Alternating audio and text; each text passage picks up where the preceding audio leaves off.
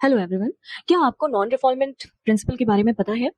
Non रिफॉलमेंट का जो principal है वो मेंशन है article 33 of the UN convention of refugees of 1951 में। ये आया था वर्ल्ड वॉर 2 के दौरान for the protection of refugees. So इसमें किसी भी कंट्री से किसी भी रेफ्यूजी को डिपोर्ट नहीं कर सकते उसकी कंट्री में जहां पे उसके परसिक्यूशन के चांसेस हो, यानी कि उसके साथ कुछ गलत होने के चांसेस हो।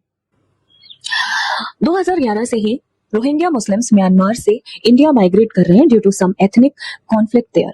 इंडियन गवर्नमेंट के सोर्सेस के अकॉर्डिंग 2017 में 10,000 रोहिंग्या मुस्लिम्स जम्मू में पाए गए।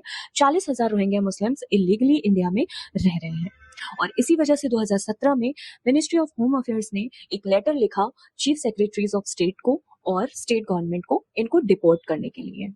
ठीक है, बट यहाँ पे तो नॉन रिफॉलमेंट आ गया। सो क्या हमारा इंडिया बाउंड है इस कन्वेंशन के थ्रू? नहीं, 1951 में इंडिया ने इस कन्वेंशन को साइन नहीं किया था।